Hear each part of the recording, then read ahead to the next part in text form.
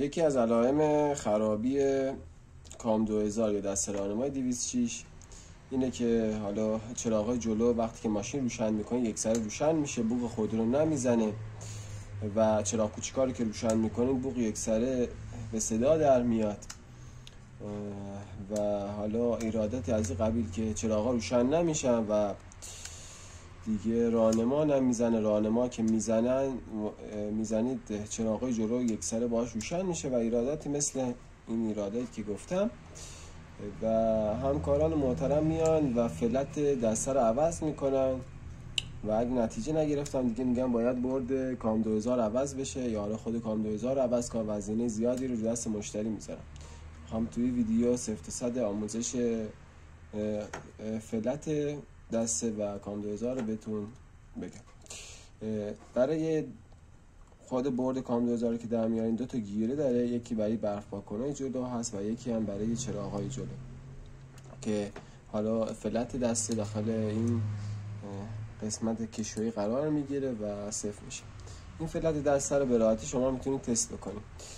وقتی که نگاه فلت دسته میکنید میبینید که چند تا پین قشنگ مشخص شده که 1 2 تا 3 تا 4 تا 5 تا 6 تا 7 تا پین داره و این اولیه منفیه و منفی برای این یکی حالتهای چراغ است، یعنی این منفیه و وقتی که حالا دسته رو میچرخونیم به سمت میشکن منفی به میشکن میخوره و برد کام 2000 میفهم و میشکن روشن میکنه و به همین صورت وقتی که این منفیه چراغای نور پایین روشن میکنید منفی به نور پایین میخوره و همین صورت. و حالا الان این فلت ما در آوردیم برای این کام 2000 میخوام یه چیزی رو نشونتون بدم. الان تو دستگاه دیاگ وارد که بشیم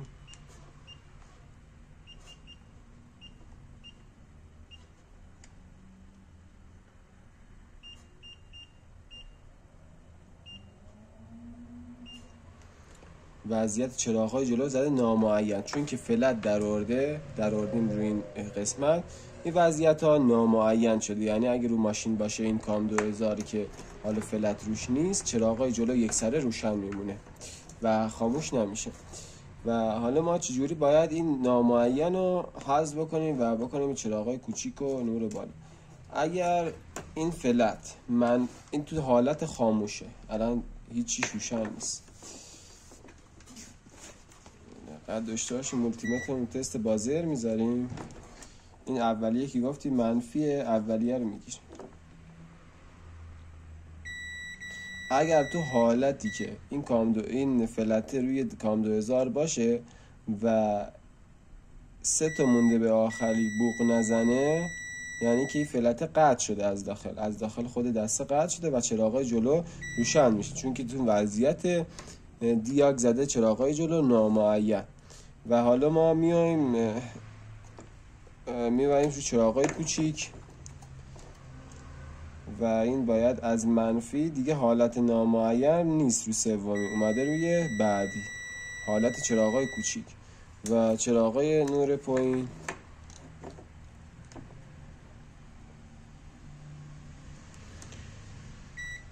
دیگه نه رو چراغ کوچیکه نه رو حالت نامعین، روی چراغای نور پایین هست و اگه یکی از این حالت ها هم قطع بشه دقیقا همین مشکلات رو برای شما به وجود میاره و اینکه این چند تا 2 تا اول هم برای میشکن جلو و عقب هستش که حالا ما میخوایم این حالت نامعین رو گفتیم الان منفی، گفتیم این اولیه منفیه و شما میتونید با هر کدوم به اینا که منفی بدین یکی از حالت‌ها رو برای خود، مثلا الان پیچ گردون میشکن رو به عقب دقت که بکنید فعاله چون من بهش منفی دادم، یعنی دقیقاً همین کار که فلت رو انجام میده، یه طرف لامپ تست روی منفیه و پیچ گردون میشکن جلو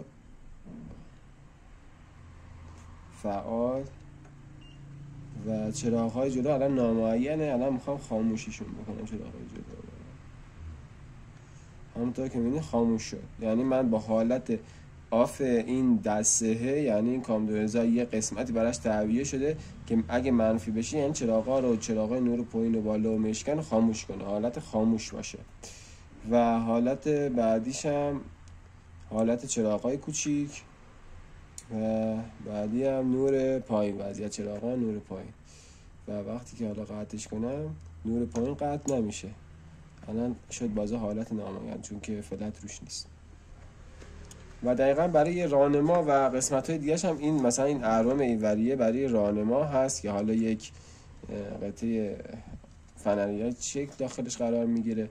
مثلا این راهنمای سمت راست، راهنمای سمت چپ، که اگه این فنری سالم باشه ولی بازم راهنما کار نکنه این قسمت پایینش باید منفی باشه و این قسمت وسط هم خاموشه. این قسمت دیگه برای نور بالا هست و نور اصطلاحاً سلام ماشین. تغییر نور بالا و پایین الان دقت که داشته باشین، فعال، غیر فعال، و اینم اهرم نور بالا فعال، غیر فعال. این قسمت هم منفیه. این قسمت برای برف پاک‌کن هست. الان میایم بیرون، میریم داخل کنترل برف پاک‌کن ها. قسمت کلا منفیه و این قسمت برای حالت برف پاک‌کن. الان این بازم نامعینه چون که روش حالت اون فنریت رو نداره. الان برف پاک‌کن پایین حالت خاموشه، یعنی این حالت دقیقاً آف همون فلتر رو داره بازی میکنه و این حالت اتوماتیکه، یعنی هر چند ثانیه یه بار میزنه. حالت دور آرام و حالت دور تون.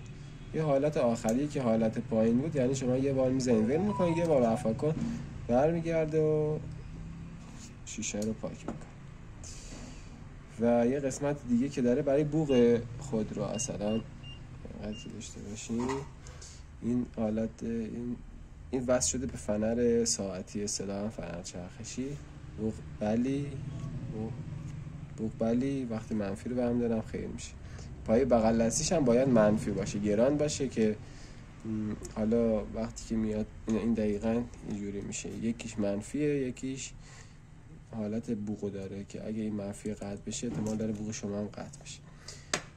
یکی از حالتهای دیگه که خیلی خراب میشه و همکارای عزیز نمیتونن تعمیر کنن و این بوردو حالا عوض میکنن و هزینه زیاده برای مشتری تراشن، اینه که وقتی چراغای کوچیک روشن میکنه بوق یه سر کار میکنه، که برای تهیه آموزش و نقشه روی بورد این کام 2000 آموزش 0 تا 100 این کام 2000 خرید کام 2000 استوک و خرید بورد کام 2000 استوک، اینا استوکاش فرانسوی و به شرط ماشن.